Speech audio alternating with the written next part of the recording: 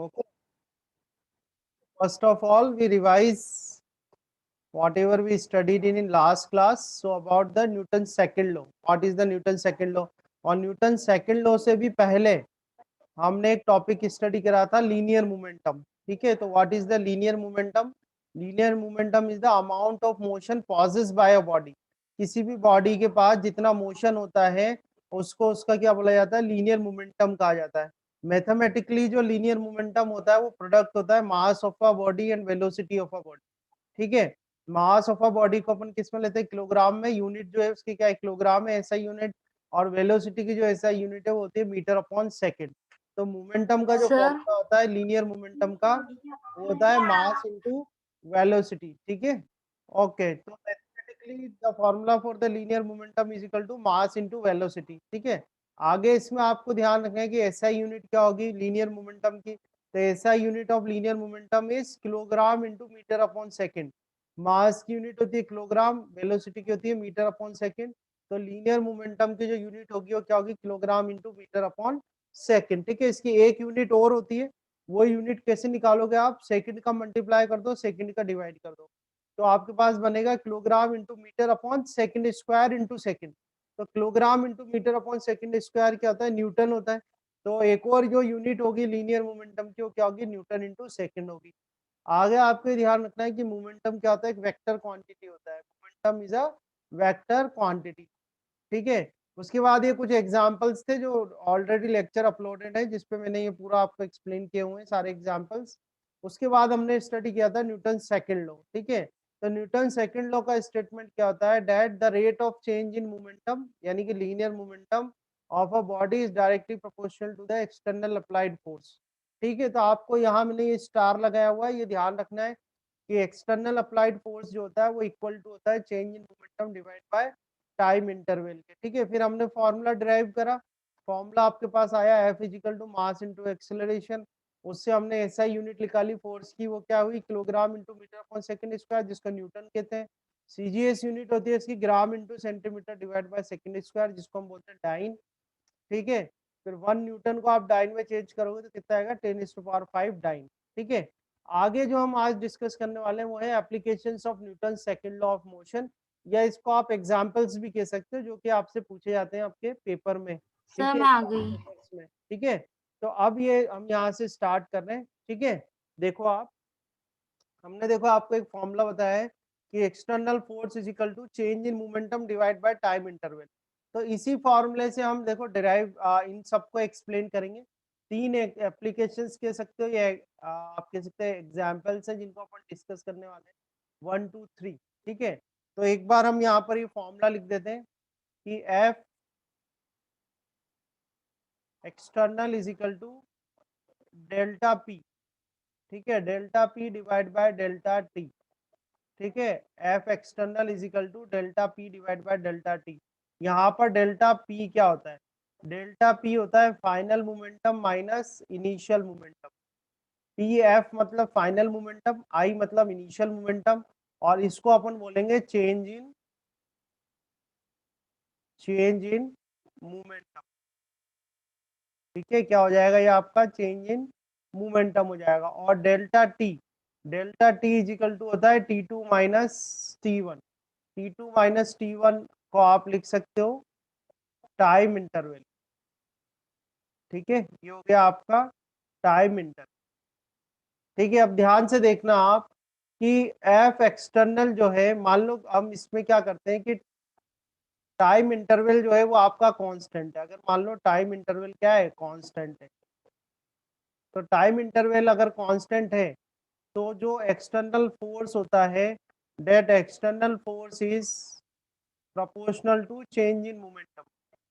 ठीक है, इसका मतलब यह है कि अगर चेंज इन मोमेंटम इंक्रीज हुआ तो एक्सटर्नल फोर्स भी क्या होगा? इंक्रीज होगा. पहली बात तो आपको ये ध्यान रखनी है. यहाँ से दूसरा पॉइंट लेते हैं अपन. मान लो कि चेंज इन मोमेंटम आपका कांस्टेंट है. चेंज इन मोमेंटम क्या है? आपका कांस्टेंट है. तो जो एक्सटर्नल फोर्स होता है वो इनवर्सली प्रोपोर्शनल होता है टाइम इंटरवल के. तो इसमें यह है कि अगर मान लो टाइम इंटरवल इंक्रीज होता है तो फोर्स जो है वो क्या होगा? डिक्रीज होगा. तो ये जो पॉइंट्स मैंने आपको बताए ये इन पॉइंट्स से आप सारे एग्जाम्पल्स को क्या कर सकते हो, एक्सप्लेन कर सकते हो। दोबारा बता देता हूँ मैं कि न्यूटन सेकंड लॉ से क्या होता है कि external force is equal to the change in momentum with respect to time होता है। चेंज इन मोमेंटम मतलब होता है final momentum minus initial momentum. Time interval हो गया आपका t2 माइनस t1। आगे हमने ये करा कि मान लो टाइम इंटरवल कांस्टेंट है, टाइम इंटरवल कांस्टेंट है तो एक्सटर्नल फोर्स जो होता है वो डायरेक्टली प्रोपोर्शनल होता है चेंज इन मोमेंटम के। यानी चेंज इन मोमेंटम अगर इंक्रीज हुआ तो एक्सटर्नल फोर्स भी इंक्रीज होगा। आगे ये किया गया है कि भाई चेंज इन मोमेंटम अगर कांस्टेंट है और टाइम इंटरवल आपका वेरी कर रहा है, तो टाइम इंटरवल अगर इंक्रीज होगा तो जो फोर्स है वो क्या होगा, डिक्रीज होगा। ठीक है, इस केस में जो फोर्स है वो एक्सटर्नल फोर्स है जिसको अपन इम्पैक्ट भी बोलते हैं। इम्पैक्ट मतलब मान लो कोई चीज आपने छत से फेंकी बॉल को और जाके सरफेस पे टकराई तो उसको क्या बोला जाएगा, इम्पैक्ट। ठीक है, इम्पैक्ट लिखा हुआ है। आई होप कि आपको क्लियर विजिबल है। नहीं है तो मैं आप दोबारा इसको लिख देता हूँ यहाँ पर। ये जो एफ एक्सटर्नल है इसको हम बोलते हैं, या ये जो फोर्स लग रहा है इसको बोलते हैं इम्पैक्ट। ठीक है, अब वन बाय वन अपन इनको डिस्कस करते हैं। इसे फर्स्ट डिस्कस करते हैं। फर्स्ट जो आपको दिया हुआ एप्लीकेशन वो है, अ क्रिकेट प्लेयर और fielder moves his hands backwards on catching a fast cricket ball. ठीक है, फर्स्ट वाले को हम यहाँ पर डिस्कस करें, फर्स्ट पॉइंट को। तो आप यहाँ देखो हो क्या रहा है, a cricket player moves his hands backwards, अपने हाथ को कहाँ ले जाता है, वो पीछे ले जाता है backwards, on catching a fast cricket ball. ठीक है, तो पीछे ले जाने के पीछे उसका रीजन क्या है। ठीक है, तो आप देखो कि जब वो हैंड को when when a cricketer moves moves his hand moves his hand backwards. ठीक है, मूव्स हिज हैंड बैकवर्ड्स, तो जब वो अपने हाथ को पीछे करेगा तो होगा क्या, देन टाइम इंटरवल। ठीक है, जो टाइम इंटरवल है, देन टाइम इंटरवल यानी कि जो डेल्टा टी है अपना, that time interval will increase. Time interval क्या होगा, इंक्रीज करेगा। Time interval will increase and impact impact का मतलब हो गया आपका फोर्स, जो एक्सटर्नल फोर्स है, and the impact will decrease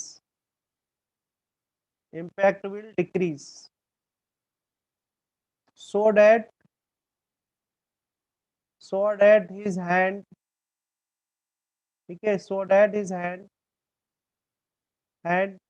will not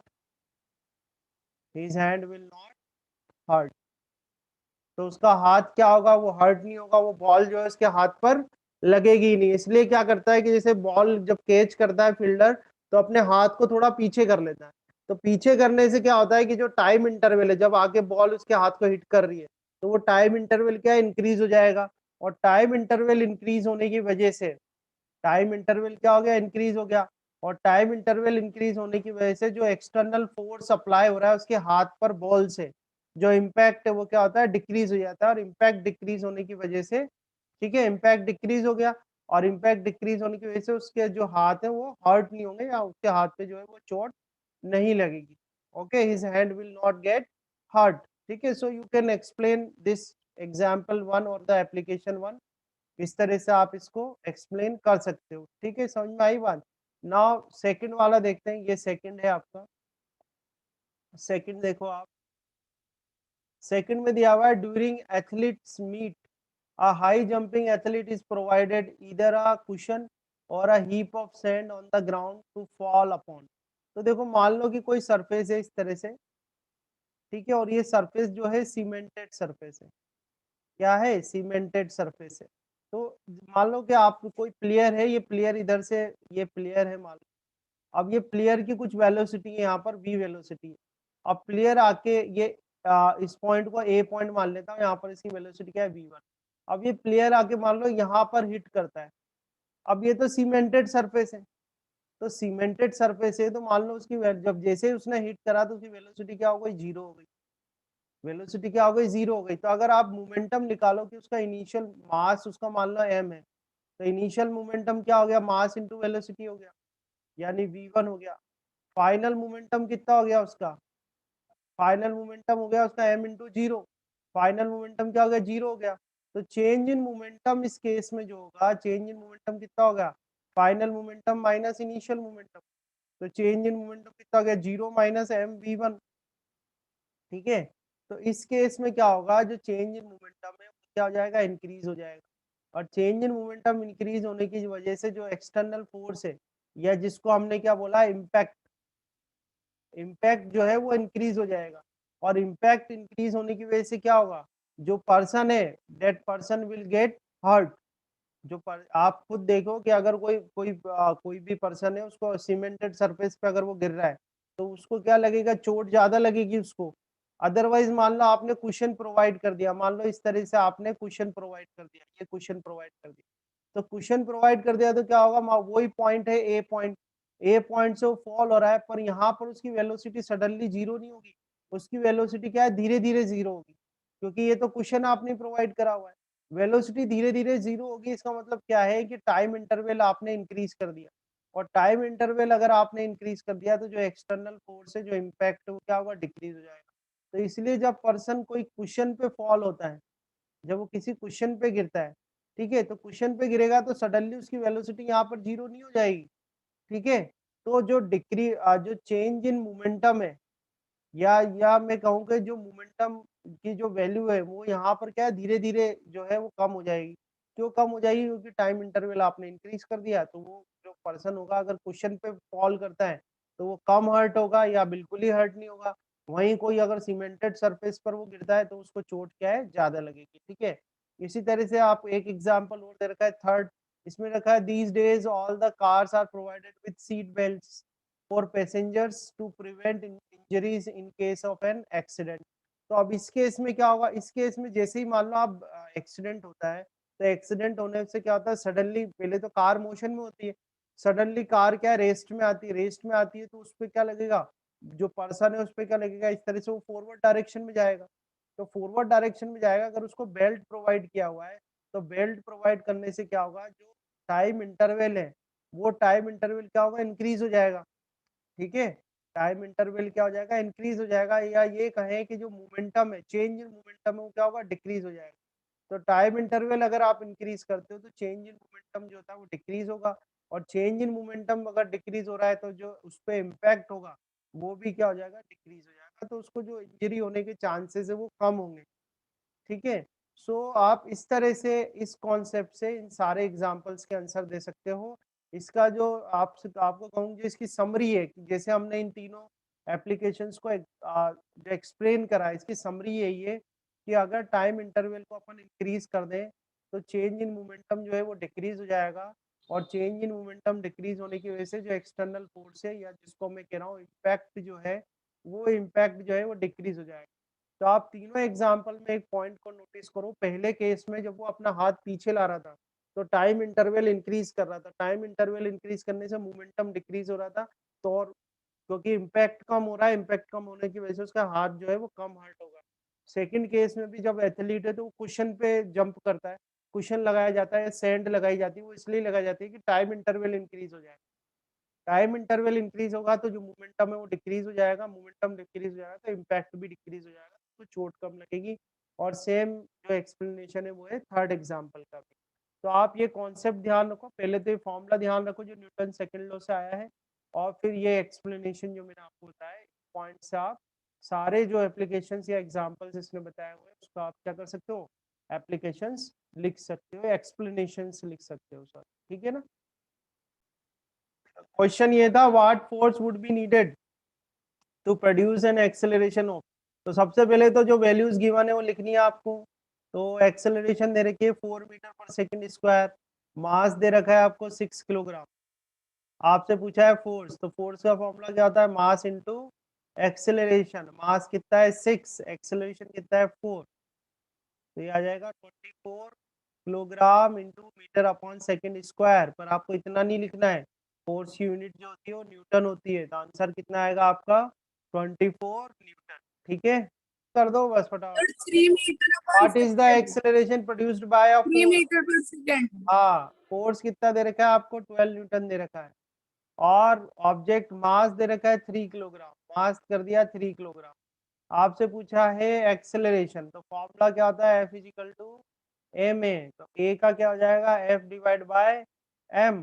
F कितना है आपका 12 है, m कितना है 3 है, तो कितना आ जाएगा आपका answer 4 metre upon second square. ठीक है, सबसे पहले क्या करना है, जैसे ही आपको न्यूमेरिकल मिलता है आप फर्स्ट ऑफ ऑल उसको रीड करो और जो उसमें डेटा दिया है उसको लिखो। देखो कैलकुलेट द फोर्स रिक्वायर्ड, तो सबसे पहले आप जैसे क्वेश्चन आपने पढ़ा आपको पता चला कि भाई फोर्स पूछा हुआ है इससे, तो force required to impart to a car a velocity of 30 metre per second. तो वेलोसिटी दी हुई है आपको, वेलोसिटी 30 मीटर पर सेकेंड दी, ठीक है, इन 10 सेकेंड, टाइम दिया हुआ है आपको 10 सेकेंड। ठीक है, स्टार्टिंग फ्रॉम रेस्ट, तो रेस्ट से तो बहुत क्वेश्चन किए हैं, रेस्ट से तो मतलब उसकी इनिशियल वेलोसिटी कितनी होगी, 0। मास दिया हुआ है आपको, मास उसका है 1500 किलोग्राम। ठीक है, तो सबसे पहले आप क्या करोगे, एक्सेलरेशन निकालोगे। एक्सेलरेशन क्या होता है, change in velocity divide by time interval. तो चेंज इन वेलोसिटी क्या है, final velocity minus initial velocity. Final velocity कितनी है उसकी 30, इनिशियल वेलोसिटी कितनी है 0, और टाइम देखो, टाइम दे रखा है 10 सेकेंड।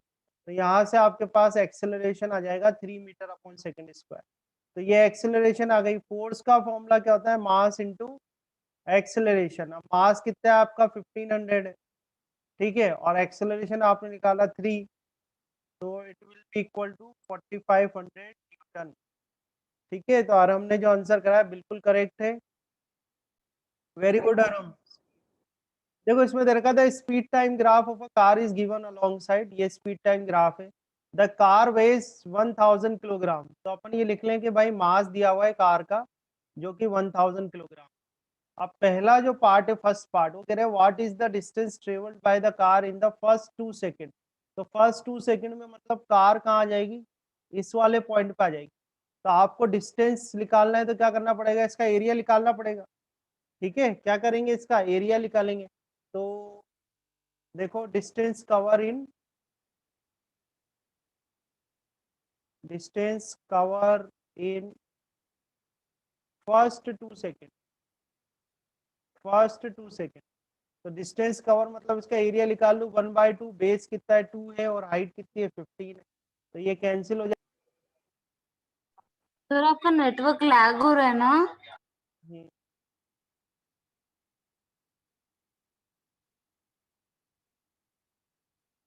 ठीक है, सो यहाँ से आपके पास आंसर आ जाएगा 15 मीटर। ये हो गया। सेकंड वाला पार्ट की बात करते हैं, इसका सेकंड पार्ट क्या है, सेकंड पार्ट ये कह रहे हैं what is the braking force applied at the end of 5 second, at the end of 5 second to bring the car to a stop within 1 second. तो देखो इसने यहाँ ये जो सी डी वाला ग्राफ है ना, सी से लेके डी तक जो ये कार है वो क्या हो रही है, डी एक्सेलरेट हो रही है। डी एक्सेलरेट हो रही है मतलब यहाँ से यहाँ तक उसमें ब्रेक लगाया गया है, 5 सेकंड पर उसमें ब्रेक लगाया और 6 सेकंड में आके वो रुक गई। ठीक है, तो हम यह लिखेंगे कि from from T1 is equal to 5 second to T2 is equal to 6 second. ठीक है, कार इज रिटार्डिंग, क्या कर रही है, कार रिटार्ड कर रही है, कार इज रिटार्डिंग। तो अगर हम इस वाले की बात करें 5 सेकंड पे कि भाई 8 T1 is equal to 5 second, तो उसकी वेलोसिटी कितनी है, देखो 5 सेकंड पे उसकी वेलोसिटी कितनी है 15 मीटर पर सेकंड, या स्पीड जो है उसकी कितनी है 15 मीटर पर सेकंड है। ऐसे ही जब T2 इज इक्वल टू कितना हो गया 6 सेकंड, तो 6 सेकंड पे उसकी स्पीड कितनी होगी, V2 इज इक्वल टू 0 हो गई, 0 मीटर पर सेकंड। देखो आप 6 सेकंड पे तो रुक ही गया वो, तो 0 हो गई। तो एक्सेलरेशन अगर निकाला जाए तो एक्सेलरेशन क्या होगा, V2 minus V1 and divide by T2 minus T1, change in speed और change in velocity with respect to time. तो देख लो V2 कितना है, 0 है, 0 माइनस 15, और टाइम देख लो आप, टाइम कितना है, T2 क्या है 6 माइनस 5, तो यहाँ से आपके पास आ गया माइनस के 15 मीटर अपॉन सेकंड। तो ये एक्सेलरेशन आ गया। तो यहाँ से आप क्या लिख सकते हो, ब्रेकिंग फोर्स लिख सकते हो, ब्रेकिंग फोर्स। तो ब्रेकिंग फोर्स जो है फॉर्मूला तो फोर्स का वही होता है, mass into acceleration, mass into acceleration. Mass कितना है यहाँ पे आपका, मास हो गया 1000 और एक्सेलरेशन कितना है -15, तो ये क्या आ रहा है -15,000 न्यूटन।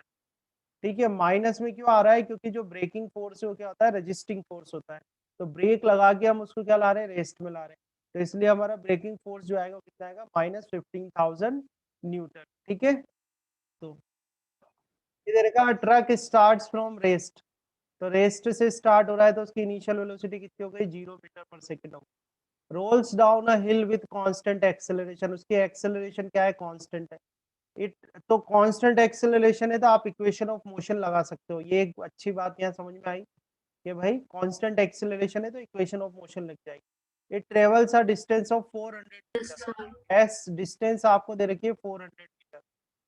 ठीक है। टाइम दे रखा है 20 सेकंड, तो 20 सेकंड में 400 मीटर चल रहा है।